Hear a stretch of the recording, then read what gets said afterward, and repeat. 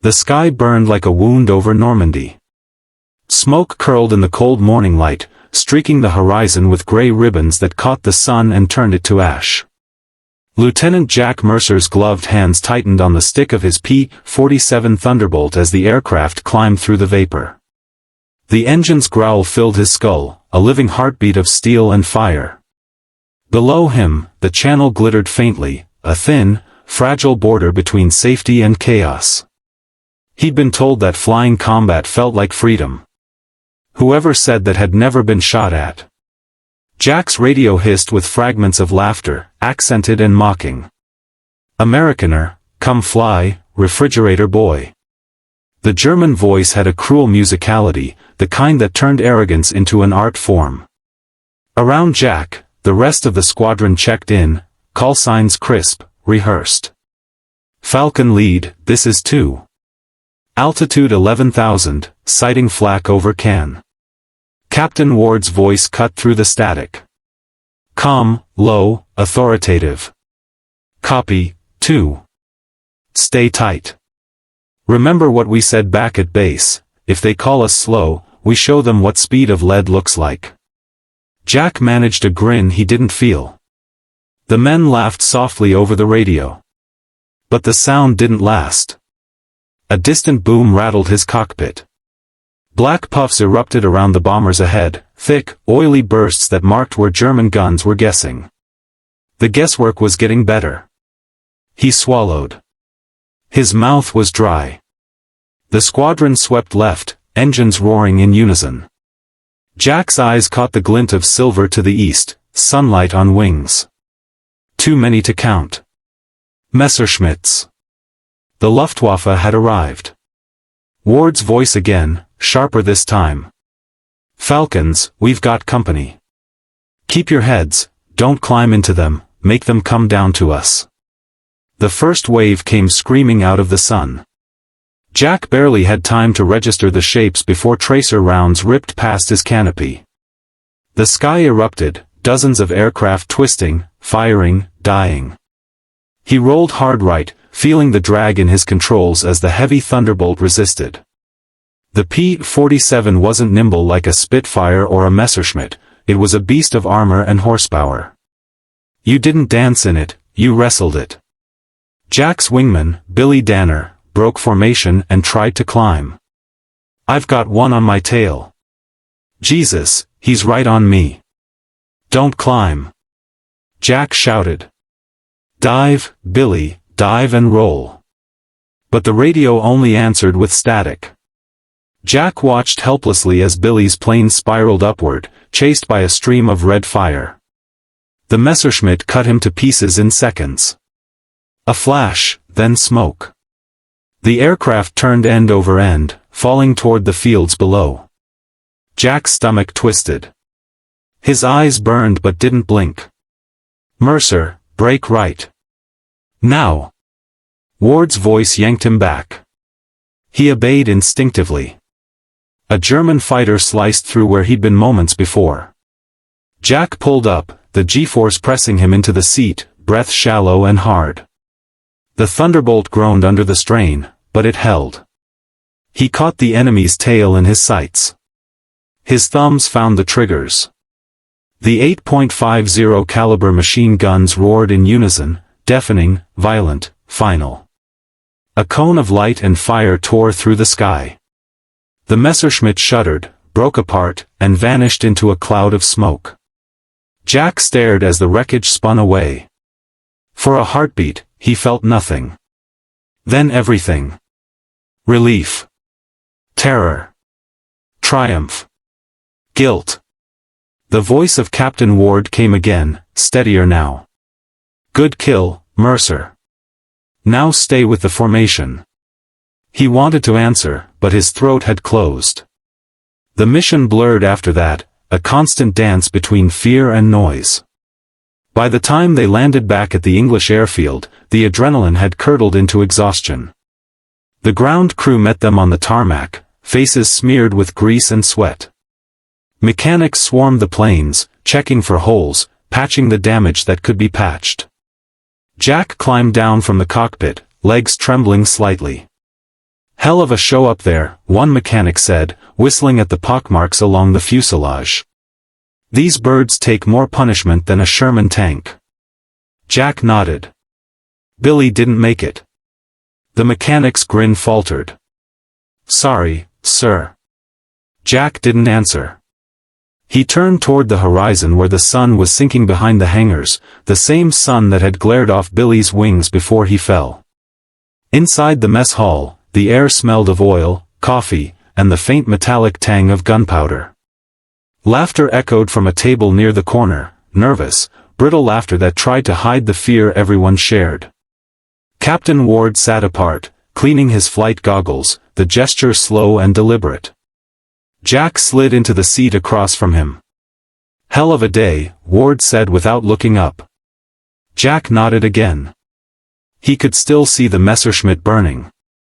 Still hear Billy's last shout. Ward finally met his eyes. You did your job, Mercer. You kept your head. I froze, Jack said quietly. Just for a second. That second didn't kill you, Ward replied. And it won't, if you learn from it. Fear's a good teacher if you listen. Jack stared at the cup of coffee in front of him. It had gone cold. They were laughing on the radio before it started. Ward gave a dry chuckle. They always do. They think this war still belongs to them. But they haven't met enough of our kind yet. Jack looked up. Our kind? The ones who don't scare easy anymore. Ward's expression softened, the mask of command slipping just enough to show the man beneath. You'll get there. The room fell into silence, punctuated by distant engines warming for another sortie. The war never slept. That night, Jack sat on his bunk in the barracks, listening to rain on the tin roof. He held a small photograph of his family, his mother's face smiling faintly, his father's arm around her shoulders. He wondered if they were listening to the same rain, safe and far away. He remembered the last thing his mother said at the train station, "Come back whole, Jack. Whatever happens, come back whole." He didn't feel whole now. He felt hollowed out, filled with the noise of gunfire and screams. He turned off the lamp, lay back, and let the darkness swallow him. Morning came with fog thick enough to hide the runway. The world smelled of damp earth and oil. Jack stood beside his Thunderbolt, running his hand along the cold metal. Every dent and scratch was a story. Every patch, a survival. A young crew chief approached with a clipboard. "They're saying you got your first confirmed kill, sir." Jack didn't answer. The words didn't feel real. "You should be proud," the boy continued. "They say it was Wolf's unit, the German ace himself might have been out there." Jack looked up sharply. "You mean Heinrich Wolf?" "Yeah. The butcher of Bremen. Been tearing our guys apart for months." Jack said nothing. Somewhere deep inside, the name lit a spark. Not of hatred, but of purpose. When the briefing came, the mood in the operations room was taut, unsteady. Maps covered the walls. Thin strings marked flight paths and enemy zones. Ward stood at the front, tapping a pointer against the map. "The Luftwaffe's regrouping east of Cannes. Intel says they're flying skeleton crews, what's left of their best. We'll hit their fuel convoys at dawn." A murmur passed through the men. Hitting a convoy meant flying low, below the safety of altitude, within range of every flak gun on the ground. Ward's gaze swept over them. "We don't fly to prove we're brave. We fly so the boys on the ground can move 1 mile further without getting slaughtered. That's the job. Any questions?" No one spoke. Jack looked around the room, faces drawn, eyes hollow but determined. The laughter from last night was gone. In its place, a quiet resolve had settled over them all. That evening, as he strapped into the cockpit again, Jack caught his reflection in the mirror above the instrument panel. He barely recognized the man staring back. His jaw was set, eyes harder, older. The sky above the airfield glowed with the last light of day, red and heavy, as if soaked in memory. Ward's voice came over the intercom. "Falcon Squadron, we're rolling in 2 minutes. Keep it tight, keep it clean, and remember, nobody fights alone." The propeller blurred to life. The engine's thunder rolled across the field. One by one, the planes surged forward, rising into the blood-colored dusk. As they climbed through the clouds, Jack felt the familiar tremor of fear in his chest. He didn't fight it this time. He carried it with him, steady and cold, like a compass pointing home. Then, faintly through the static, came that same German voice again, mocking, confident. "Still flying, little refrigerators?" Ward's voice cut across the channel. "Let them laugh." Jack's thumb rested on the trigger switch. His eyes narrowed on the horizon. They won't be laughing long. The clouds parted. The land below burned again, rivers of smoke twisting in the dying light. Jack led his Thunderbolt into the descent, the engine howling like something alive. He didn't know what waited beneath the clouds, flak, fighters, or fire, but he knew he was ready. Because somewhere between the laughter and the loss, the boy who went to war had died. And the pilot who returned to the sky was something else entirely. The radio crackled once more. Ward's last command before they dove was a whisper through static. "Bring the thunder, boys." Jack pushed the stick forward. The horizon vanished. The roar swallowed everything. And for the first time, the Germans stopped laughing. The dawn came gray and bitter, smeared with low clouds that hung like torn fabric over the English coast. The air smelled of oil and sea salt, of something waiting to happen. Lieutenant Jack Mercer stood beside his Thunderbolt, the cold biting through his gloves as he watched the mechanics load fresh belts of .50 caliber rounds into the wings. The metallic clicks echoed in rhythm, a ritual before flight. He could feel the hum of tension moving through the base, men speaking softly, footsteps measured, the low whine of engines being tested in the mist. Captain Ward approached, flight helmet tucked under one arm. His voice carried the weight of experience. "You're flying second in formation today. Eyes open. No heroics." Jack nodded, though part of him still burned for something more. "What's the target?" "Bomber escort. Deep strike into Germany, Ruhr Valley. Heavy resistance expected." Ward's tone was even, but his eyes betrayed a flicker of fatigue. He hadn't slept, none of them really did anymore. The briefing echoed in Jack's head as they taxied toward the runway. The words were simple: protect the bombers. Bring them home. But simplicity meant nothing once the sky turned to chaos. Engines thundered. Wheels lifted. The formation rose through the clouds and into the blinding light of morning. The air above the channel was clear, calm, almost deceptive. Jack glanced across the formation, 8 P-47s, their silver wings catching the sun like mirrors. Ward led at the front, steady as stone. Jack's radio crackled. "Falcon lead to all elements, Titan formation. We're crossing the line." He glanced at his fuel gauge, then the horizon. Ahead, the first columns of black smoke marked where the bombers had already been. The war was always visible from the air, it never hid. Minutes passed in tense silence until the first call broke it. "Bandits, 10 o'clock high." Jack's stomach clenched. He saw them, a swarm of Messerschmitts and Focke-Wulfs diving out of the sunlight. Dozens of them, perfect formation, wings glinting like blades. Ward's voice came cool and sharp. "Falcons, break.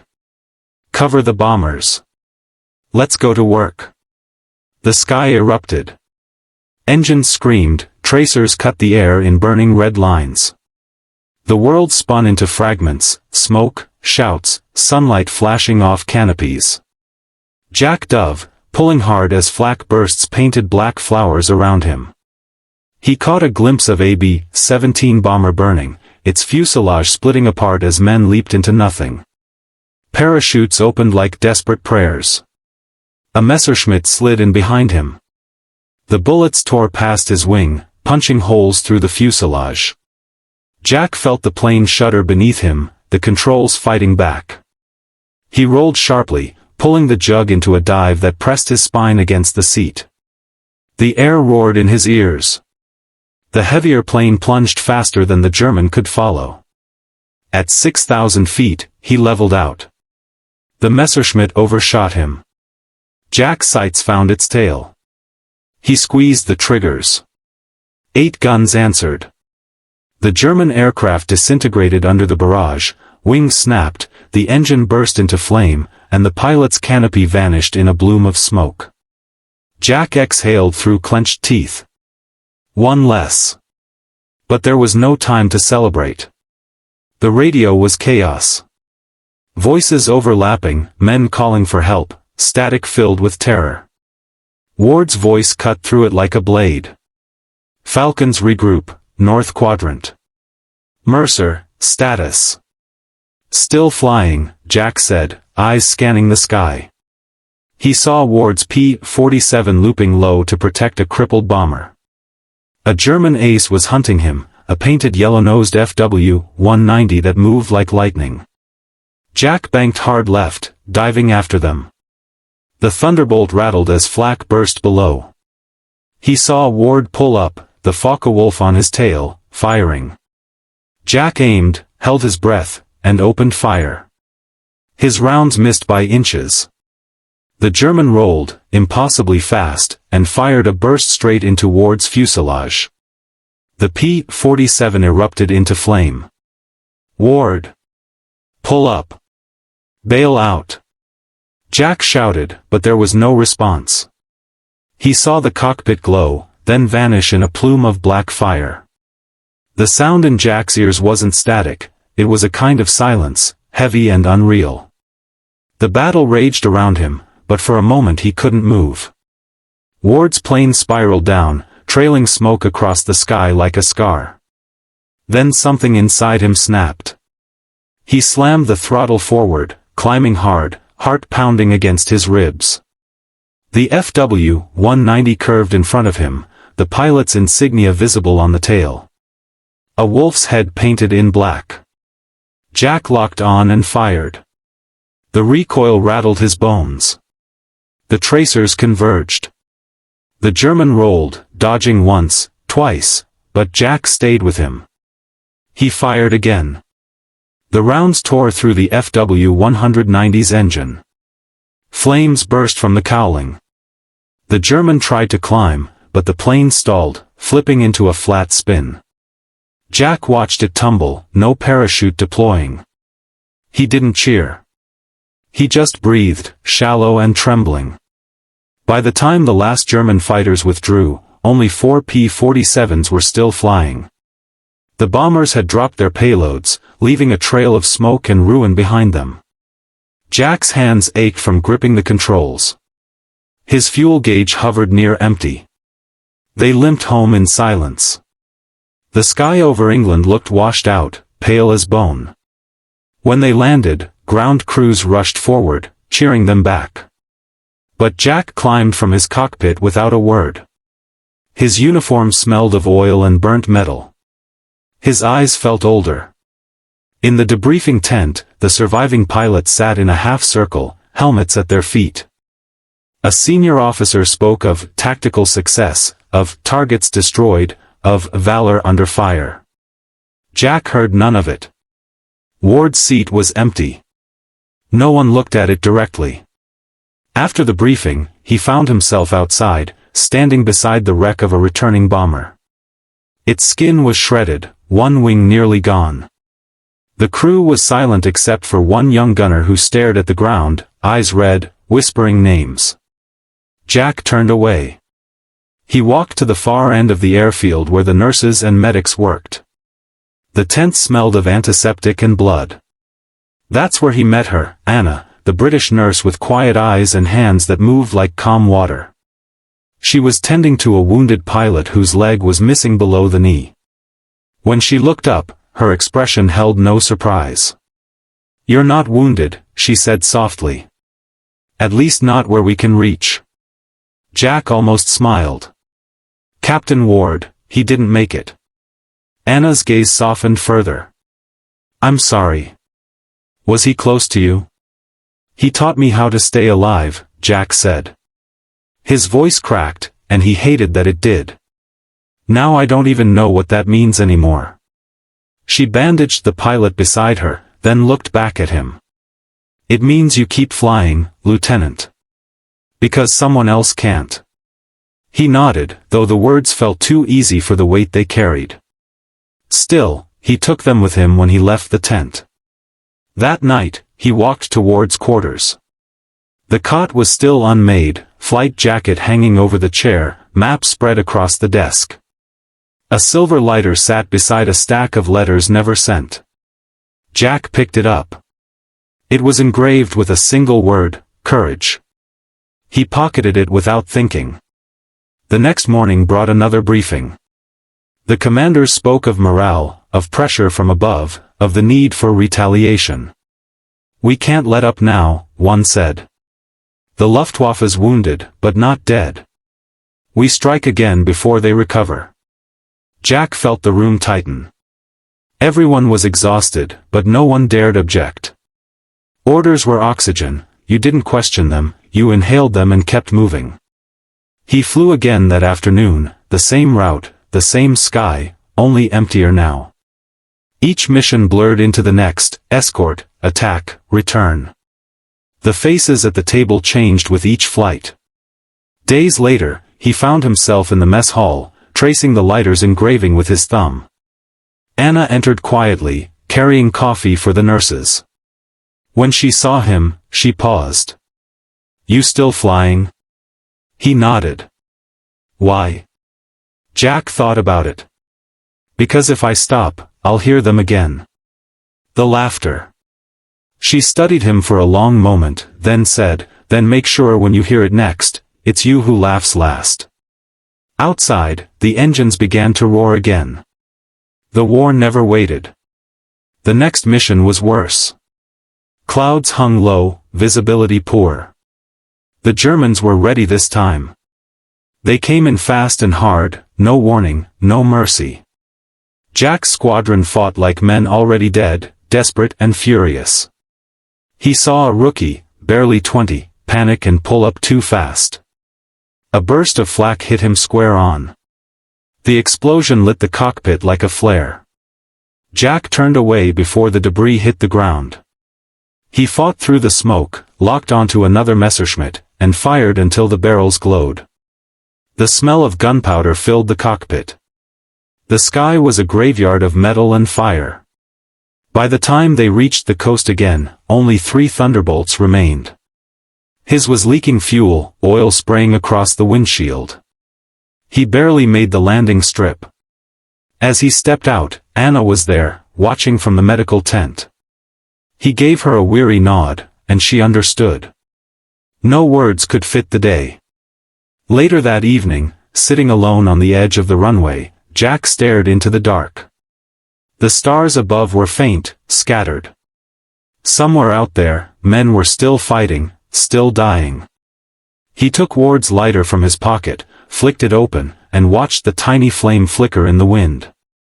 "You said fear's a good teacher," he whispered. "Then I must be your best student."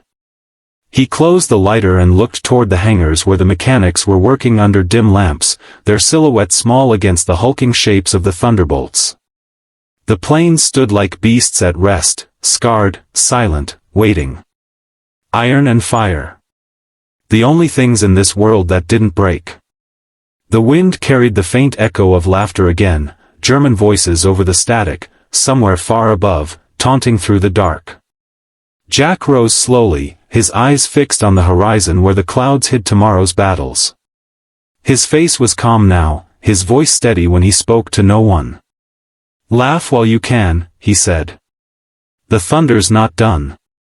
The engines in the hangar roared to life behind him, their sound rolling across the field like distant storms. He didn't turn back. He just kept walking into the dark, carrying the flame, the noise, and the silence of everything he'd lost. The sky waited, patient and merciless. The clouds over France were heavy and low, grey bellies sagging with rain and ash. Lieutenant Jack Mercer's Thunderbolt cut through them like a wounded animal, its engine growling unevenly, the propeller trembling against the drag. The radio hissed and popped in his ears, fragments of orders, cries for help, then silence. The world below was a patchwork of smoke and ruin, where fields once green were now cratered and scarred. He was alone. The mission had begun like all the others, routine reconnaissance ahead of an Allied advance. But nothing was routine anymore.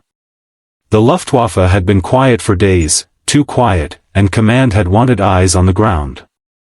Jack volunteered before anyone else could. Maybe it was courage. Maybe it was guilt. The distinction had blurred long ago. The fuel gauge trembled near half empty. He checked it twice, then adjusted his altitude. The Thunderbolt's armor plates vibrated with the hum of strain. Below, the road to Caen wound through blackened villages, convoys hidden beneath trees stripped bare by shellfire. Falcon 1 to control, visual on movement, he said into the static. Marking enemy convoy, looks like fuel trucks, maybe tanks. The reply never came. Instead, a burst of static tore through the line, followed by the unmistakable whine of another engine, a sound too sharp, too close. Jack's instincts tightened before his muscles did. He broke left, feeling the GS bite into his ribs. A flash of silver streaked across his peripheral vision, a Messerschmitt. Another appeared behind it. Then another. They'd been waiting. Tracer fire erupted, bright threads slicing the air. His canopy exploded in a spiderweb of cracks. He felt the impact like a punch to the chest, the smell of burning metal filling his lungs. He rolled hard, diving through cloud cover. The sky turned to fog, sound muffled, vision smeared. The Germans followed, patient and deadly. The altimeter spun downward. Jack fought to level out, pulling with everything he had. The Thunderbolt screamed in protest. A round tore through his left wing, another clipped the tail. Warning lights flared red across the dashboard. Then, silence. The engine coughed once, then died. For a moment, the world felt still. No noise, no motion, only gravity claiming him. The plane began to fall. Jack's heart pounded, but his thoughts slowed. He'd seen men die like this before, their final moments reduced to smoke and fire. But something deep inside refused to let go.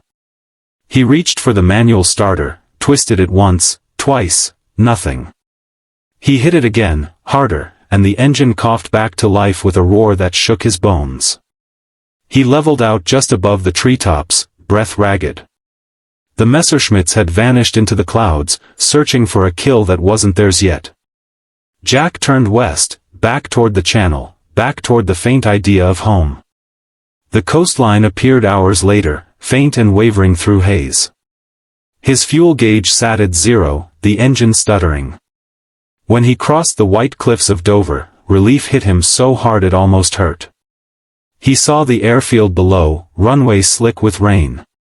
He lowered the gear, one wheel dropped, the other jammed. He cursed, tried again, but the mechanism wouldn't move. There was no time. The engine coughed once more and died for good. He came in too fast, too low. The Thunderbolt slammed into the runway, one wheel hitting first, then the wing. The plane spun violently, sparks cutting through the rain like stars. When it stopped, everything was silent but for the ticking of cooling metal. Jack hung upside down in his harness, blood dripping from his temple. The world swam. Then the canopy shattered from outside, hands, voices, shouting. Pilot alive. Get him out. He felt himself being pulled from the wreck, the ground cold and wet beneath him. Someone pressed gauze to his head, someone else shouted for a medic. He wanted to speak but couldn't. His voice had forgotten how. When he woke, the air smelled of iodine and damp linen. A field hospital. Canvas walls flapped in the wind, lit by a weak yellow bulb. The rain outside had turned steady, rhythmic. Anna sat beside his bed, her uniform stained with blood that wasn't hers. She smiled when she saw his eyes open. "You're back." Jack's throat felt raw. "How long?" "2 days. You've been in and out. They said you shouldn't have survived that landing." He tried to sit up but winced. His side burned where shrapnel had torn through his jacket. "The convoy." "Gone," she said softly. "Another unit finished the job. You did your part." He looked away. The words felt hollow. Doing his part had cost too much already. Across the tent, a young soldier whimpered in his sleep. Another coughed until blood stained the sheets. The war was still here, just quieter. Anna followed his gaze. "You can't carry them all, Jack." He almost laughed. "Can't I? Feels like I already am." She didn't answer. She only reached for the letter on the bedside table. "This came for you. From Captain Ward's family." Jack hesitated. His hands trembled as he unfolded the paper. The words blurred at first, then sharpened into meaning. "We wanted to thank you for your letter, Lieutenant Mercer. It means the world to know he wasn't alone up there." He stopped reading. "I didn't write to them." "I know," Anna said gently. "I did. They needed something to hold on to." Jack stared at the paper. "You lied to them." "I spared them," she said. "So they could sleep without seeing what you see every night." He folded the letter slowly, set it on the table. "You think that's mercy?" "It's survival," she replied. "For them. And maybe for you." He didn't argue. There was nothing left to say. Days passed. His wounds healed enough to let him walk again, though every step felt heavier. He spent hours outside the tent, watching planes take off and vanish into the horizon. The sound of their engines stirred something in him, fear, longing, maybe both. When his orders came, they were clear: medical leave. No flight duty for 6 weeks. But he didn't hear them out. He couldn't. That night, under a sky washed pale by moonlight, he limped to the hangar. His Thunderbolt, or what was left of it, sat under a tarp, wings stripped, fuselage scorched. He ran his hand along the battered metal, feeling the cold seep into his skin. A mechanic nearby muttered, "She saved your life. Ought to scrap her now, though." Jack turned. "She's not done." The man looked up, startled. "Sir?" He didn't answer. He climbed into the cockpit, wincing at the pain.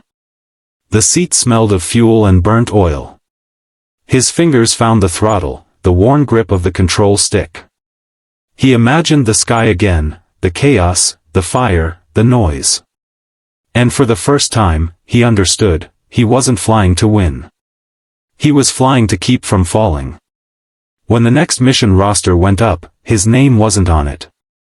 He added it himself. By dawn, the engines were roaring again. The new squadron leader, Lieutenant Carter, glanced over as Jack strapped in. "Didn't think you'd be back so soon." "I wasn't planning on resting," Jack said. The mission was simple on paper: escort bombers over the Rhine, hit supply lines, come home. But simplicity never survived contact with the enemy. The flak began as they crossed the river, thick, black blossoms that filled the air with thunder. The sky was chaos. Jack's eyes scanned constantly, his body remembering what his mind refused to forget.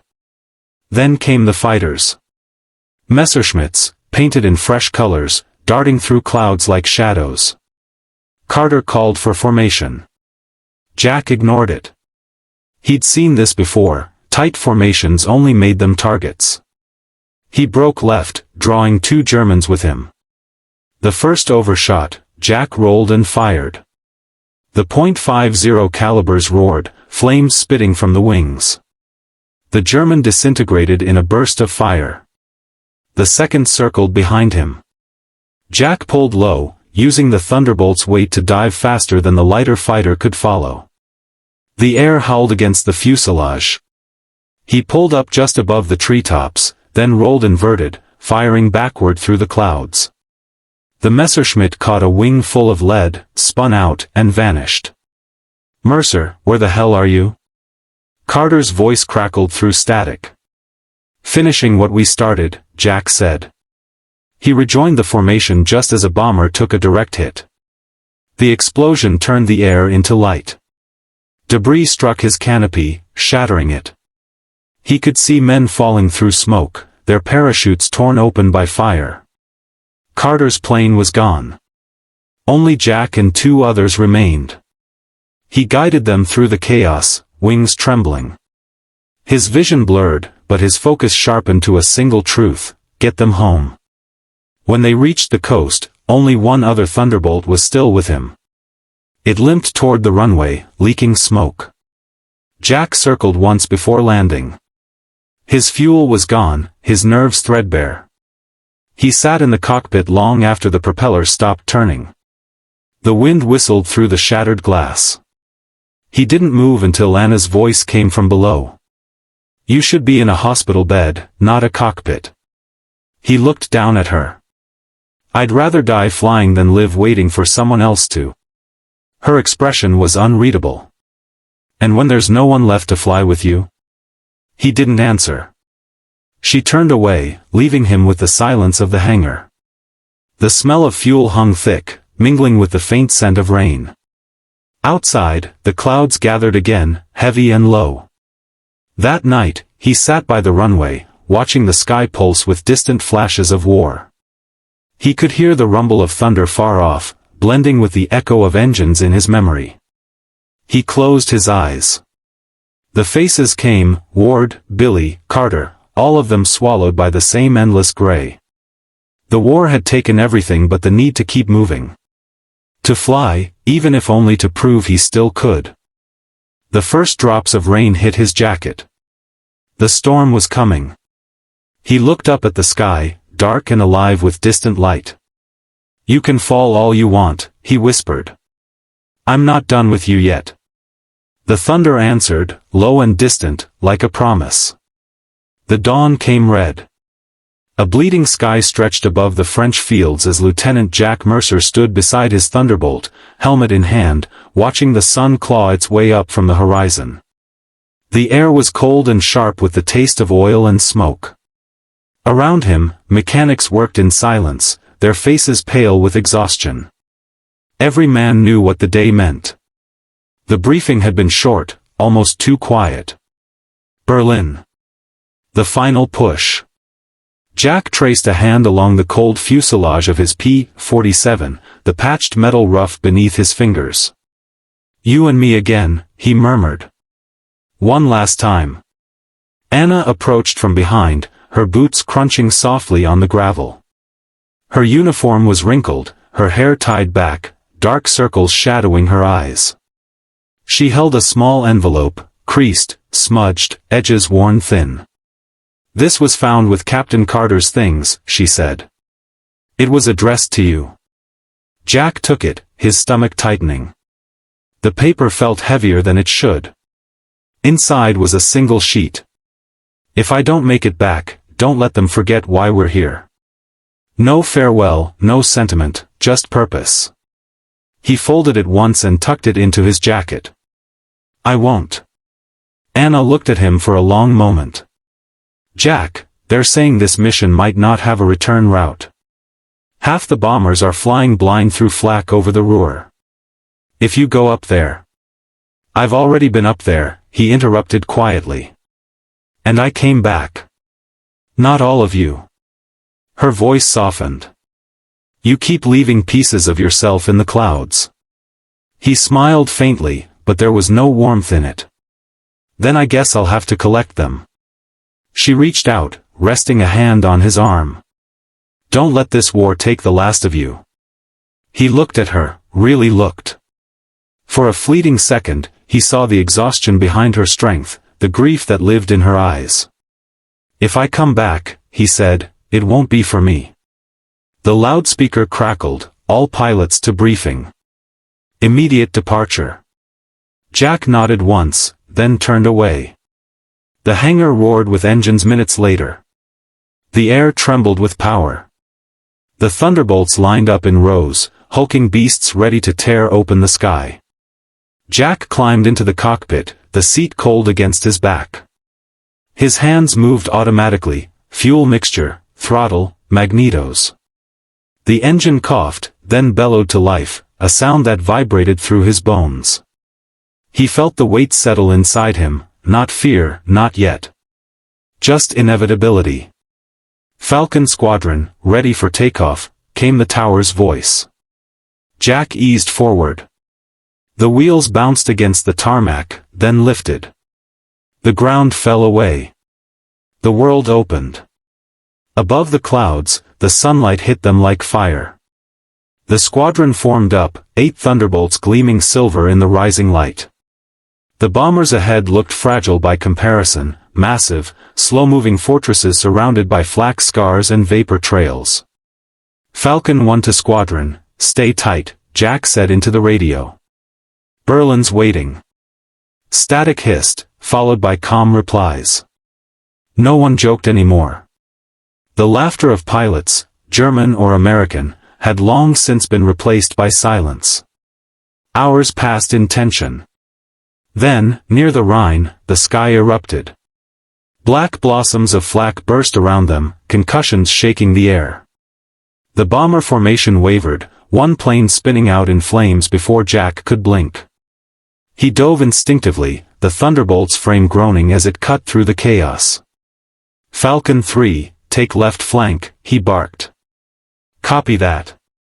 Tracer fire streaked past his canopy. The Messerschmitts were waiting again, descending like hawks from the sun. Jack pulled up sharply, rolling to meet them. The world became a blur of motion, metal, smoke, screams through static. He saw one German peel off, trying to flank the bombers. Jack dove on him, guns roaring. The .50 caliber shells tore through the enemy's fuselage, flames blooming. The fighter spun out, trailing black smoke, but another took its place instantly. He felt the sky pressing against him, every second heavier, louder, hotter. Falcon 5's hit. The radio filled with static, then nothing. Falcon 7's down. Jack gritted his teeth. His hands ached from gripping the stick. His eyes burned from smoke. But the rage inside him was colder than the air outside. He banked hard, cutting across a German's line of fire. The rounds missed by inches, sparking off his wing. He rolled, inverted, then fired, a perfect burst that tore the enemy apart mid-turn. "Scratch 1, he muttered. A voice came through, faint and broken, "Mercer, behind you." He twisted instinctively. A Messerschmitt was closing fast. He yanked the stick right, but too late. The rounds tore through his tail assembly, rattling the cockpit. Warning lights flared red. "Come on," he hissed. "Come on." He rolled into a dive, using the Thunderbolt's weight again, his last weapon. The German followed. The air screamed around them. The river below rushed up like a blade. At the last second, Jack pulled up, his wingtip barely clearing the trees. The Messerschmitt didn't. It vanished in a flash of steel and fire. Jack climbed again, lungs burning. His instruments were failing. The altimeter spun erratically, the oil pressure gauge was dead. But ahead, through the haze, he saw it, Berlin. Columns of smoke rose from the city, bombers raining destruction on the rail yards and munitions plants. The ground burned.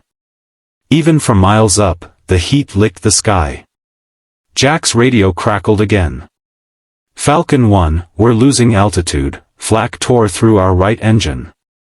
It was the last bomber in the formation, spiraling down. Jack turned immediately. "Hold steady," he said. "I'm with you." He dropped beside them, his Thunderbolt matching their descent. The bomber's right wing was aflame, crew bailing out one by one. "Go, damn it!" Jack shouted. He watched as parachutes blossomed in the air, white petals against the smoke. But one didn't open. A man fell, spinning helplessly. Jack felt it like a physical blow. "Falcon 1 to command," he said through the static, his voice low. "Target neutralized. Minimal survivors. Returning to base." The reply was faint, almost drowned by interference. He didn't need to hear it. As he turned for home, he saw movement to the east, 3 more Messerschmitts rising through the smoke. They weren't retreating. They were coming for him. He didn't run. He rolled to meet them head-on. The sky narrowed to a tunnel, every sound fading except the growl of his engine. The first German opened fire. Jack slid beneath the tracer stream, answering with his own. His rounds caught the fighter in the belly. It exploded in a burst of orange. The second swept in from above. Jack rolled, climbed, fired blind through smoke. Sparks burst from the enemy's engine. It peeled away, trailing flames. The third stayed on him, relentless. They circled, predator and prey swapping roles with every turn. Jack's ammo counter hit red. He had seconds left. He pulled vertical, stalling deliberately. The Thunderbolt shuddered, nose pointing skyward. The Messerschmitt followed, firing wildly. At the stall's peak, Jack cut the throttle, flipped the plane, and dropped behind his pursuer. He pressed the trigger. The last of his .50s thundered. The German's fuselage split open mid-air. Fire rolled through the cockpit. The pilot tried to pull up, but gravity had already chosen. Jack exhaled. The silence after battle was never peaceful, just empty. He turned west again, but his plane was dying. Fuel gone. Engine bleeding smoke. Each mile home was a war by itself. The coast appeared hours later, barely visible through storm clouds. Rain battered the canopy, lightning flashing across the sky. He tried the radio again, but it was dead.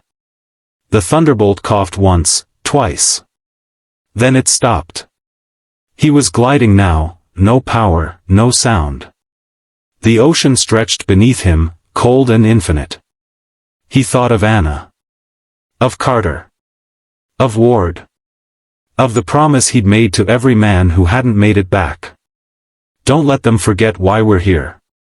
He angled the nose upward, trying to clear the cliffs. The wind screamed. The ground rushed up. For one instant, he saw everything, the fields of Normandy, the ruins of Berlin, the faces of the fallen. Then the impact hit. Metal screamed. The world turned to white. When he opened his eyes, he was lying on wet earth. Smoke rose from what was left of his Thunderbolt. The rain was steady now, cooling the wreckage. He tried to move, pain flared through his body, but he was alive. In the distance, figures ran toward him, Allied medics, their voices faint through the storm. He lay back, staring up at the dark sky. Thunder rolled above, deep and distant. It sounded almost like applause. Anna's face came to him, not in the flesh, but in memory. Her voice echoed in his mind. "Don't let this war take the last of you." He smiled faintly. "It didn't," he whispered. "You were right." As the medics reached him, the storm broke fully. Rain poured down, washing the blood from his face, the soot from his jacket. The world was noise and light and motion again. He closed his eyes, not from exhaustion, but release. High above, through the rolling clouds, another flight of Thunderbolts roared past, engines thundering, wings glinting silver against the dawn. For a moment, it felt as though the sky itself was answering back.